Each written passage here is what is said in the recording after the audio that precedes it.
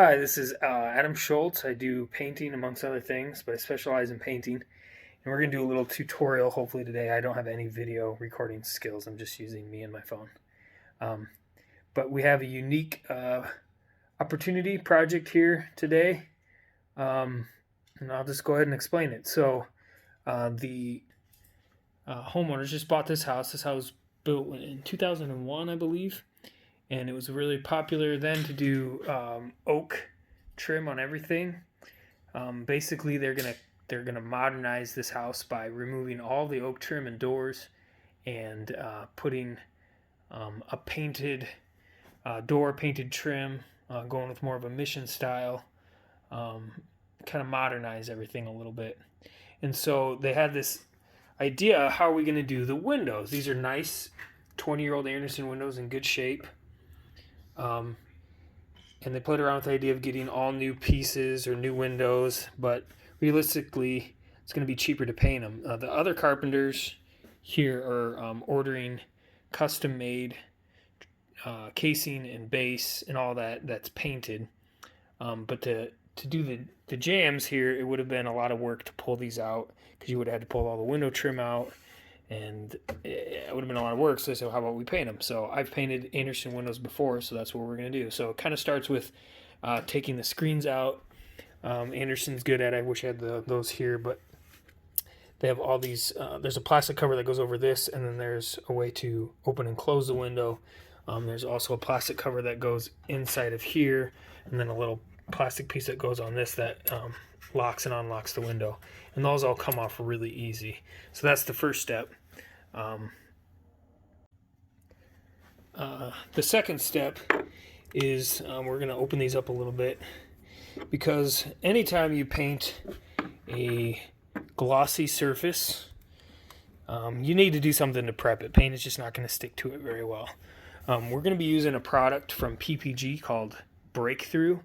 It is a really versatile, heavy-duty, high-adhesion urethane finish. I like to use it for trim. It's kind of watery, but you can spray it really well. So if you know what you're doing, it works really well. And the good thing about it is it adheres really well, so I don't have to do any additional priming. We're going to rough up the surface, and we're going to degloss it, and then we can just put 2 to 3 light coats of this on, and it will hold up really, really well. So that's the product we're going to be using. I did notice that there are some few proud nails. I should be using a nail set here, but I don't have one with me, so I'm just being very careful. And this should be done before we paint, but the main reason why I'm doing this is because I don't want my sander to hit them and tear up the sandpaper.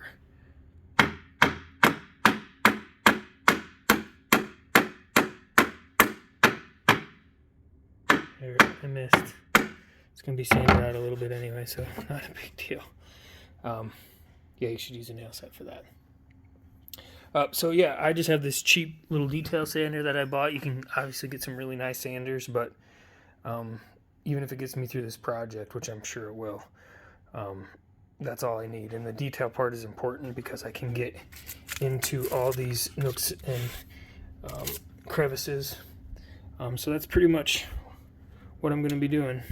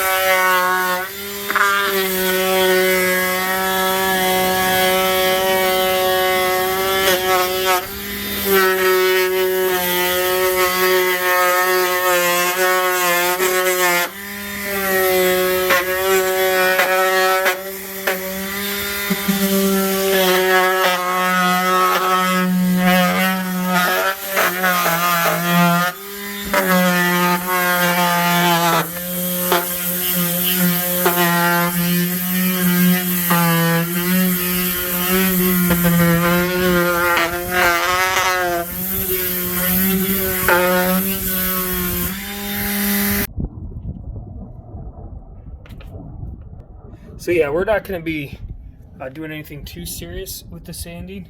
The idea is just to degloss the surface, and this Breakthrough, this paint that I use, That's all that's really required. I've painted a piano with it before that's in our house that's holding up really well, and it's been like 4 or 5 years. I've painted other trim with it before. But we're going to do what I just did to every little piece of trim here. And I'm going to use the shop vac to vacuum it off, get the dust off. And then I'm also going to use a deglosser. I probably wouldn't need to do that, but I just kind of want to go that extra mile for any little spots that I might miss that won't quite get the bite of where I sanded. And that's just kind of a water-based product that you just kind of wipe on and swirl around a little bit, let it sit and wipe it off, and it just kind of deglosses the surface. And that's going to be that step. I won't show that, and then we'll go from there. Okay, I lied. I am going to show a little bit of this deglossing stuff. I haven't used this stuff too much, but it's kind of a no-brainer. I think the longer you leave it on, the more it does. But again, I've already sanded it, so I'm not trying to use it. It's called liquid sandpaper. I'm going to use it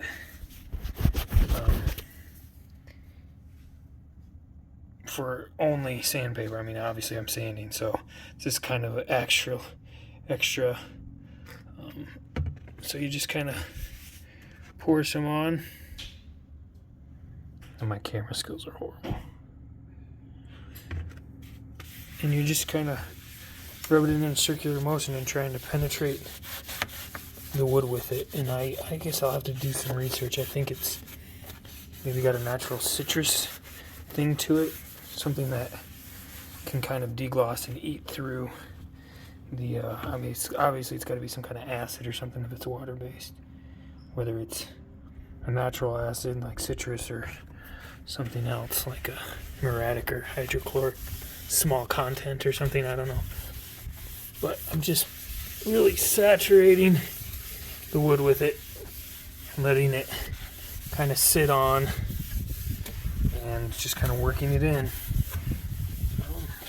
And then I'm going to kind of wipe it off with a cleaner towel. You see it's kind of pulling off a little bit of a color of the wood stain and stuff, which is a good sign that it's doing its job. And that's this step. Okay, yesterday was Thursday, today's Friday. We're going to be painting these windows today. And yes, I am wearing the same shirt and hat I wore yesterday. If I don't get that dirty or sweaty, I recycle work clothes because they're just going to get dirty anyway, and I'm just going to get stinky anyway. So for the haters, yes. But anyway, so I don't remember where we were at yesterday, but we have everything taped off. We caulked all these gaps before we left, and we filled all the holes with set 20 drywall mud. And you say, well, why would you use that? It's not very hard. But we're going to be painting with a urethane finish, and these are just small holes. So it's just an easy way, because as you can see, I can just use a wet rag instead of sanding all these, and just wipe the excess off. What's filled in the hole is left, and it's just a good way that I found to fill nail holes when you're painting with a good quality paint. So I'm going to be just cleaning these up, and then we'll be painting. Now let's just do a quick overview of the basement windows here. So we have 2 here.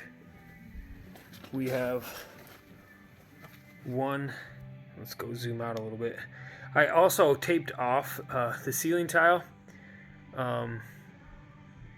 You can use plastic, you can use anything, but this is what I had. When I go to spray, especially the top jam, you're angling up with the sprayer. And I've done it once where I didn't tape off, and I had to repaint the whole ceiling. That was a long time ago, and that's how you learn from your mistakes. But that's why I'm taping those off. So those are those. We have a bathroom window that doesn't open, but we're obviously painting that too. And then one in the bedroom here. And this is kind of a trial run, because we're doing this in the whole house, but nothing else is ready except for the basement right now, because they aren't doing a ton in the basement. So we're doing these 5 windows, and there's like 20 some more windows to do in the rest of the house here in a few weeks. But we're just gonna, this is kind of the trial run to see how our system goes. See if we can't make any improvements for the rest of them as far as efficiency and stuff. Okay, so we got everything prepped up. I'm getting ready to spray the windows. I have my sprayer, the paint's ready in line. This paint is so runny, if you tried to get the mill thickness, which is the thickness of paint that you want for this application, in one coat, it's going to run, it's going to be drippy, it's not going to be good.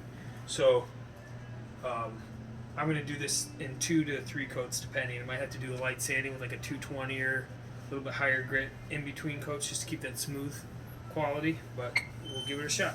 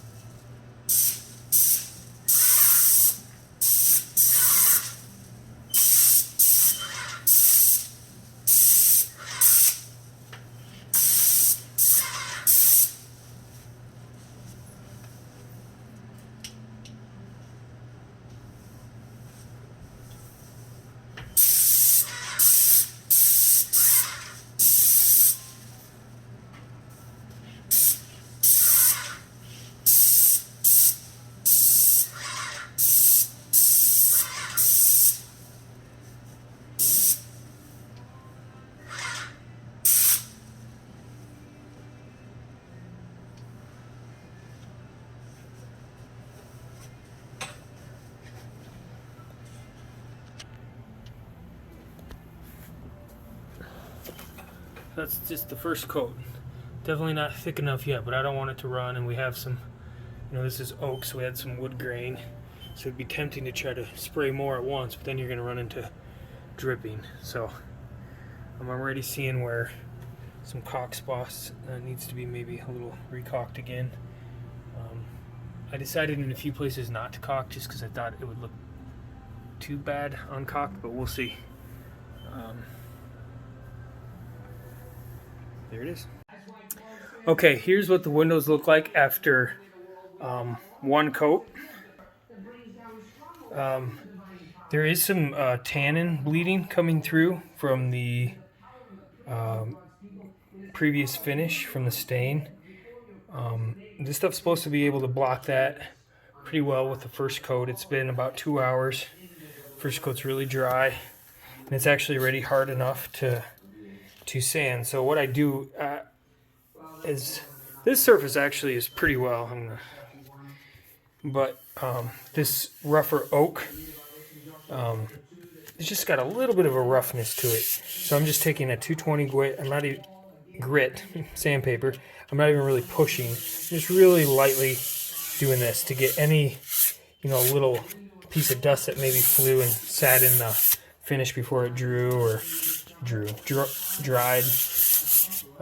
And I'm just preparing it to be a really good surface, and it'll help it bond a little bit more. But honestly, this paint, from the bonding standpoint, it's not really needed.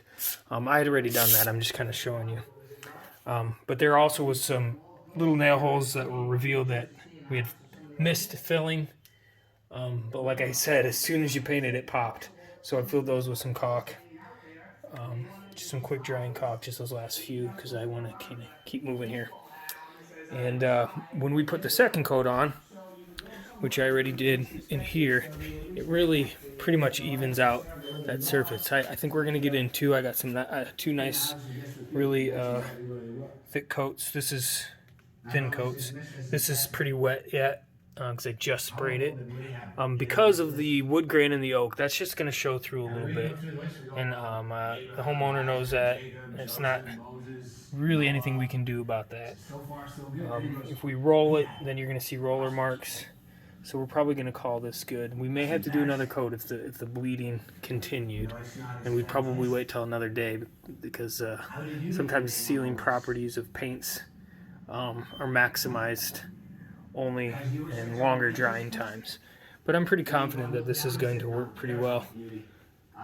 There's not going to be any more tannin bleeding, and this is going to be a really durable finish. And we'll do a final video when everything's done and put back together.